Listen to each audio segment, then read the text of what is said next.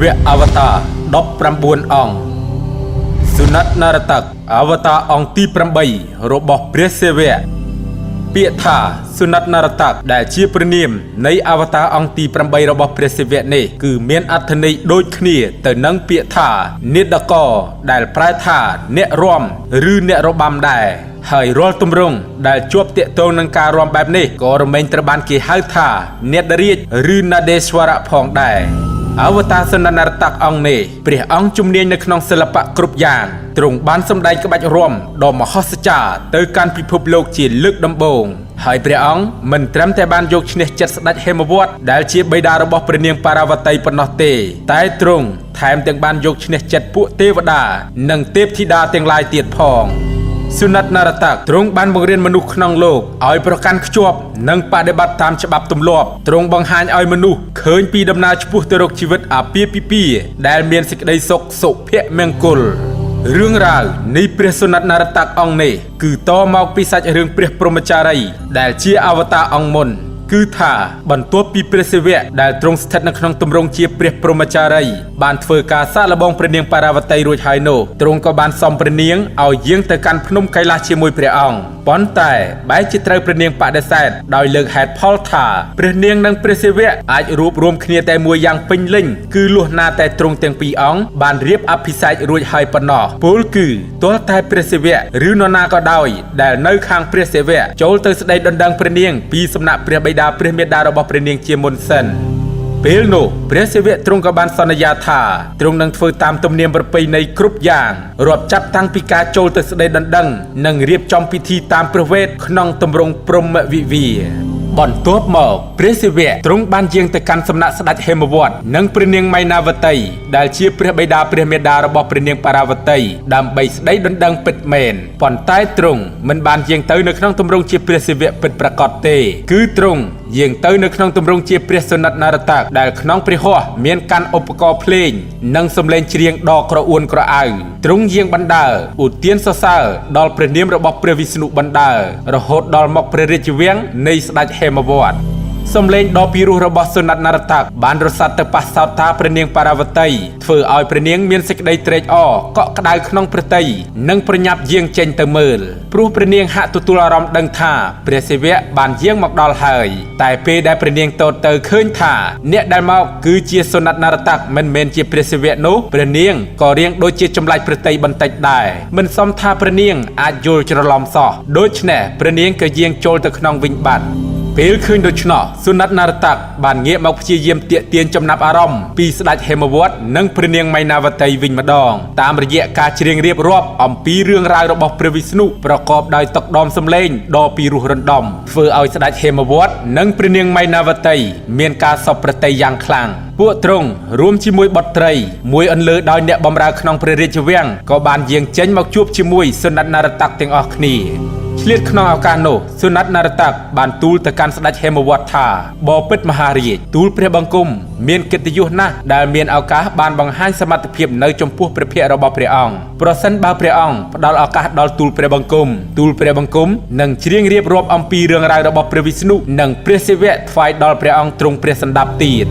ពេលនោះស្ដេចហេមវត្តទ្រង់មានបន្ទូលថាអស្ចារ្យណាស់យើងស្វាគមន៍សុណតនរតកចម្រៀងរបស់អ្នកបានធ្វើឲ្យយើងនិងក្រុមគ្រួសារមានសេចក្តីរីករាយពន់ពេកហើយយើងក៏ជឿជាក់ថានាដកម្មរបស់អ្នកមកជាមានច្រើនជាងនេះយ៉ាងពិតប្រាកដប៉ុន្តែថ្ងៃនេះមិនមែនជាពេលវេលាដ៏សមស្របទេព្រោះថាបុត្រីរបស់យើងទើបនឹងវិលត្រឡប់មកពីការធ្វើបំពេញតបភាវនាយើងចង់ចំណាយពេលវេលានៅជាមួយបុត្រីសិនយើងសូមអញ្ជើញអ្នកមកថ្ងៃក្រោយចុះ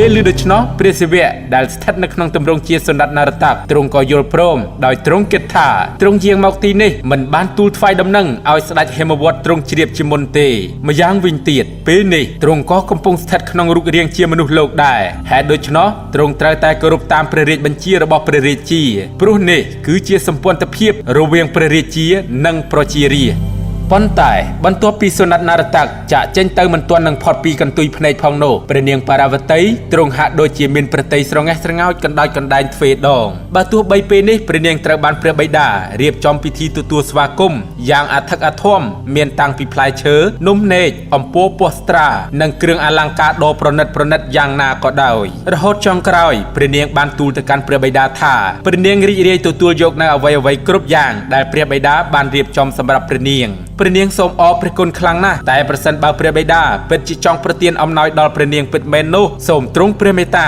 ហៅសុណិតនរតកត្រឡប់មកវិញនិងផ្ដល់ឱកាសឲ្យគេបានបង្ហាញសមត្ថភាពផងចុះ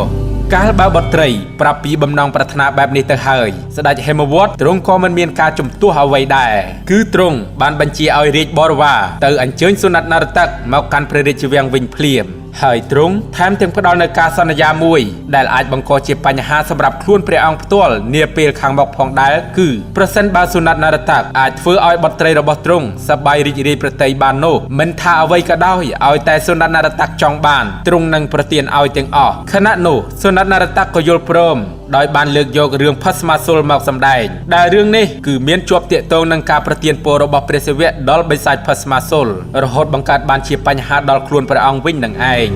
សូមបញ្ជាក់ថាភស្មាសុលគឺជាបិសាចមួយដ៏ខ្លាំងក្លាដោយវាទទួលបានពរពីព្រះសិវៈថាបើវាដាក់បាតដៃស្ដាំទៅលើក្បាលនរណាហើយអ្នកនោះនឹងត្រូវរលាយខ្ទេចខ្លាយជាផេះផងតែបន្ទាប់ពីទទួលបានពរភ្លាមភស្មាសុលបែរជាថ្លើមធំចង់សាកល្បងប្រើពរនេះជាមួយព្រះសិវៈតែម្ដងធ្វើឲ្យព្រះសិវៈត្រូវរត់គេចទៅប៉ឹងព្រះវិស្ណុឲ្យជួយដូច្នេះដើម្បីកម្ចាត់បិសាចនេះព្រះវិស្ណុទ្រង់បានបែងភាគជាព្រះនាងមោហិនីប្រើសម្រស់ទាក់ទាញភស្មាសុលឲ្យធ្លាក់ក្នុងអន្លង់ស្នេហ៍រួចហើយក៏បញ្ឆោតឲ្យវាធ្វើការប្រឡងរាំជាមួយព្រះនាងតែពេលដែលកំពុងរាំចាក់ក្បាច់ចុះឡើងរហូតដល់ក្បាច់ចុងក្រោយនោះព្រះនាងមោហិនីបានដាក់បាតដៃលើក្បាលធ្វើឲ្យភស្មាសុលភ្លេចខ្លួនច្រឡំដាក់តាមបណ្ដាលឲ្យខ្លួនវាត្រូវខ្សិនខ្សៃคล้ายជាផេះផង់មួយរំពេច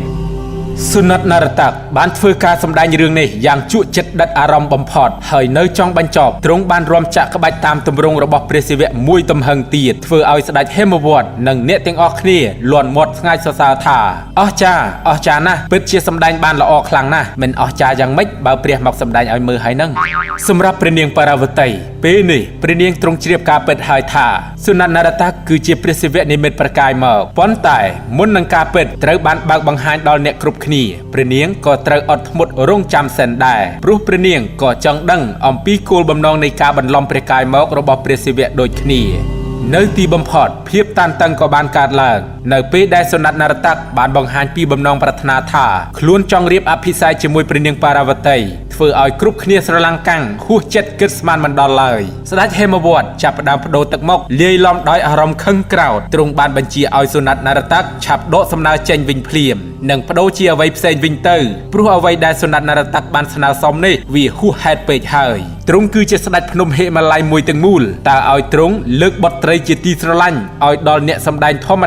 តាដែលគ្មានអំណាចគ្មានទ្រព្យសម្បត្តិជីវិតរស័តអណ្ដែតគ្រប់ទីកន្លែងបានយ៉ាងដូចម្ដេចទៅ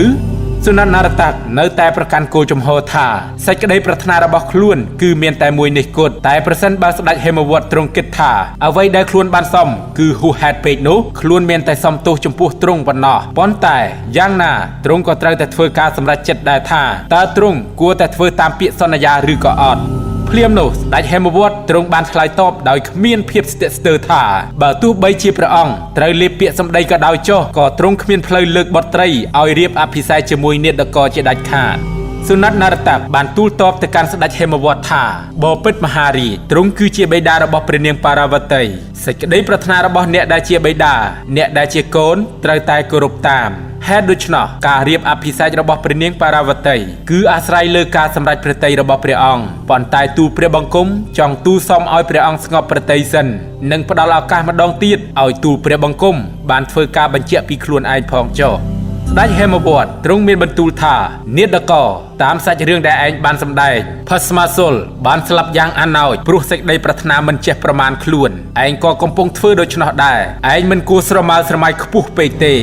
សុណាត់នរតាក់បានទូលតបថាសេចក្តីប្រាថ្នាគ្មានដែនកំណត់ទេមហារាជតែការធ្វើឲ្យសម្រេចសេចក្តីប្រាថ្នាគឺត្រូវបដិបត្តិតាមទំនៀមប្រពៃណីព្រោះការធ្វើរឿងអ្វីមួយដោយមិនបដិបត្តិតាមទំនៀមប្រពៃណីបើទោះបីធ្វើបានក៏ពិតមែនតែត្រូវបានចាត់ទុកថាបរាជ័យប្រសិនបើបុគ្គលណាគោរពខ្លួនឯងនឹងអាចបដិបត្តិតាមទំនៀមគេរមែងសម្រេចជោគជ័យព្រោះហេតុដូច្នោះទង្វើរបស់ទូលព្រះបង្គំនឹងធ្វើឲ្យទូលព្រះបង្គំសម្រេចបំណងប្រាថ្នាយ៉ាងពិតប្រាកដមហារាជព្រះអង្គគឺជាបិតាវាគឺជាតួនាទីដ៏ធំធេងព្រះអង្គមានសិទ្ធិជ្រើសរើសគូជីវិតដ៏ស័ក្តិសមដល់បុត្រីតែនៅក្នុងឋានៈជាបិតាព្រះអង្គនៅមានតួនាទីមួយទៀតគឺស្ដាប់ការសម្រេចចិត្តរបស់បុត្រីព្រះអង្គគួរតែស្ដាប់ថាបុត្រីរបស់ព្រះអង្គនឹងព្រមបើកឱកាសឲ្យនរណាម្នាក់បានធ្វើការបញ្ជាក់ពីខ្លួនរបស់គេឬក៏អត់ទេស្ដេចហេមវត្តទ្រង់ព្រះតម្រិះថាអ្វីដែលសុណាត់នរតាក់បានលើកឡើងក៏សមហេតុផលដែរទើបទ្រង់អនុញ្ញាតឲ្យព្រះនាងបារាវតីបង្ហាញពីការយល់ឃើញចំពោះរឿងនេះដូចគ្នាខណៈព្រះនាងបារាវតីទ្រង់ក៏យល់ព្រមផ្ដល់ឱកាសឲ្យសុណាត់នរតាក់ដោយតណ្ហិភាពបន្ទាប់ពីទទួលបានការយល់ព្រមពីព្រះនាងបារាវតីនិងការអនុញ្ញាតពីស្ដេចហេមវត្តហើយសុណាត់នរតាក់ក៏ពោលឡើងថាទូលព្រះបង្គំសូមអរព្រះគុណខ្លាំងណាស់សម្រាប់ការផ្ដល់ឱកាសលើកនេះបើមិនដូច្នោះទេដើម្បីរក្សាទំនៀមប្រពៃណីទូលព្រះបង្គំមកជាត្រូវចាក់ចេញពីទីនេះហើយព្រោះទូលព្រះបង្គំមានភាពជឿជាក់ថាអ្វីគ្រប់យ៉ាងអាចសម្រេចទៅបានដរាបណាមានការប្រព្រឹត្តខ្លួនយ៉ាងត្រឹមត្រូវប៉ុណ្ណោះហេតុដូច្នោះការចូលស្ដីដណ្ដឹងក៏ត្រូវតែបដិបត្តិទៅតាមទំនៀមដែលនេះគឺប្រការទី1ជាប្រការដ៏សំខាន់ស្ថិតក្នុងចំណោមប្រការទាំង7នៃការរៀបអាពាហ៍ពិពាហ៍ពិធីស្ដីដណ្ដឹងប្រព្រឹត្តទៅដោយមានចាស់ទុំខាងកូនប្រុសចូលទៅចែចូវស្ដីដណ្ដឹងនៅខាងឪពុកម្ដាយកូនស្រីជាមុនសិនហើយកញ្យាទាន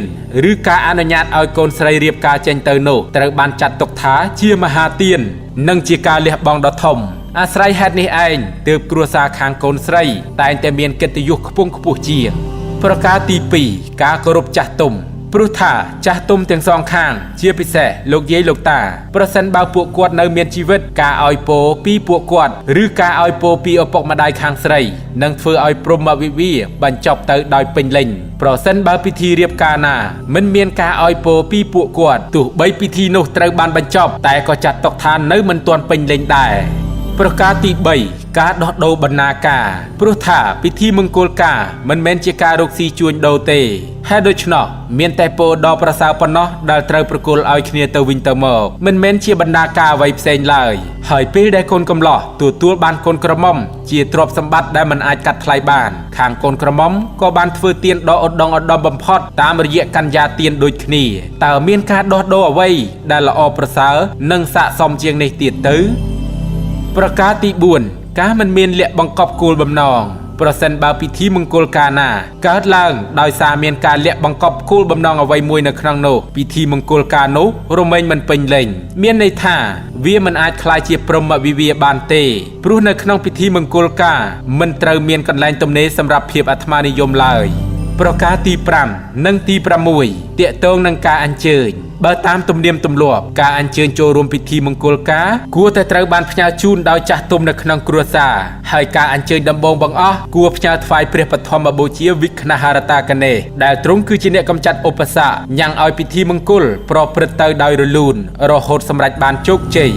ប្រការទី7កញ្យាទានគឺជាប្រការដ៏សំខាន់បំផុតនៅក្នុងពិធីមង្គលការព្រោះបើមិនមានកញ្យាទានពិធីមង្គលការក៏មិនអាចបញ្ចប់ដោយពេញលេញបានដែរហើយកញ្យាទានត្រូវតែធ្វើឡើងដោយប្រាសចាកភាពភ័យខ្លាចមន្ទិលសង្ស័យនិងការរងសម្ពាធផ្សេងបើមិនដូច្នោះទេពិធីមង្គលការនឹងមិនមានភាពពេញលេញឡើយស្ដេចហេមវត្តទ្រង់មានការភ្ញាក់ផ្អើលនិងស្ងើចសរសើរយ៉ាងខ្លាំងបន្ទាប់ពីទ្រង់ព្រះសម្ដេចសុនន្ទនរតាក់ធ្វើការរៀបរាប់ចប់ទ្រង់មិននឹកស្មានថាត្រឹមតែជានាដកធម្មតាម្នាក់បែរជាមានចំណេះដឹងជ្រៅជ្រះប្រៀបដូចជាឥសីបែបនេះសោះចំណេះដឹងដែលសុនន្ទនរតាក់បានផ្ដល់នឹងជួយឲ្យពិភពលោកទាំងមូលបានយល់ពីការពិតភាពបរិសុទ្ធភាពថ្លៃថ្នូរនិងភាពស័ក្តិសមត្រឹមត្រូវនៃការរៀបចំពិធីព្រហ្មវិវាទសុនន្ទនរតាក់គឺជាមហាសមុទ្រនៃប្រាជ្ញាព្រោះហេតុដូច្នោះការអនុញ្ញាតឲ្យបុត្រីរបស់ទ្រង់រៀបអភិសេកជាមួយអ្នកមានប្រាជ្ញាបែបនេះគឺជាសំណាងល្អខ្លាំងបំផុតប៉ុន្តែការសម្រេចចុងក្រោយ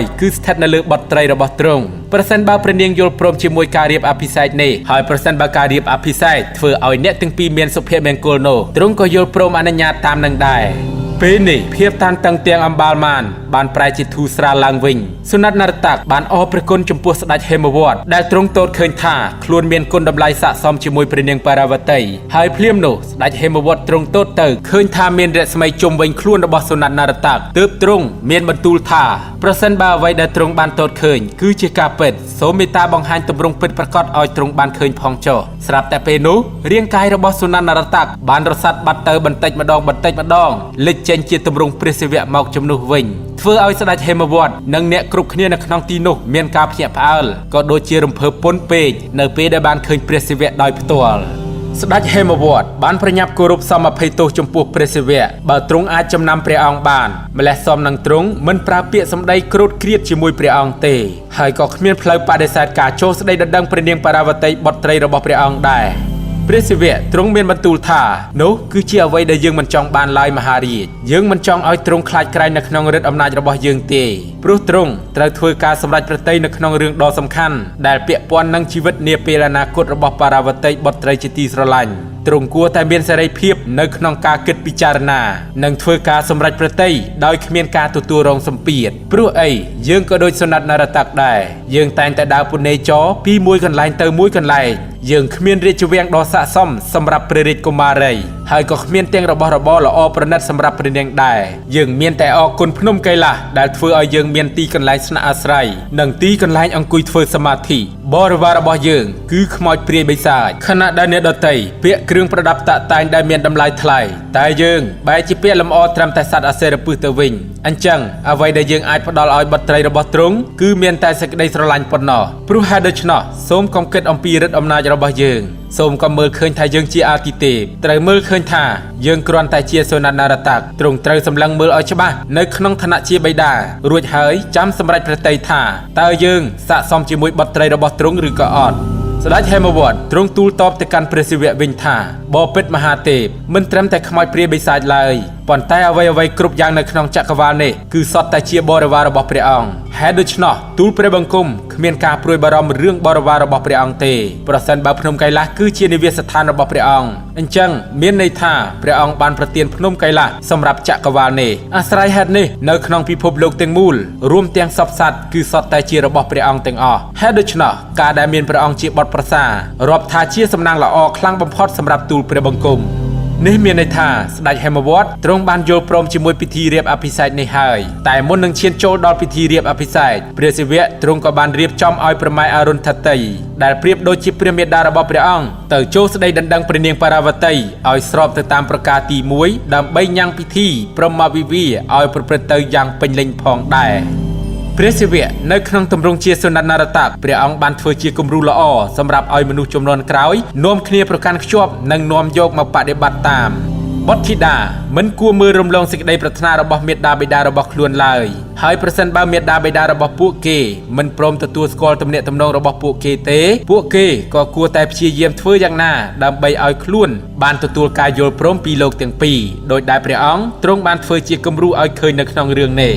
ម្យ៉ាងវិញទៀតព្រះសិវៈទ្រង់ប្រើទម្រង់សុណិតនរត័កដោយយកស្ដេចហេមវត្តធ្វើជាគំរូក៏ដើម្បីបង្រៀនឲ្យមាតាបិតាក្នុងលោកបានដឹងថាបើទោះបីជាមាតាបិតាមានតួនាទីស្វែងរកដៃគូជីវិតដ៏ស័ក្តិសមសម្រាប់បុត្រធីតារបស់ខ្លួនក៏ពិតមែនតែមាតាបិតាក៏មានតួនាទីស្ដាប់នៅគំនិតរបស់បុត្រធីតាដូចគ្នាមិនតែប៉ុណ្ណោះទ្រង់ក៏ចង់បង្រៀនឲ្យពិភពលោកដឹងថាស្ត្រីគ្រប់រូបត្រូវតែមានសិទ្ធិបញ្ចេញមតិយល់ឃើញនិងធ្វើការសម្រេចចិត្តជ្រើសរើសបុរសណាក៏បានមកធ្វើជាគូជីវិតរបស់ខ្លួនផងដែរ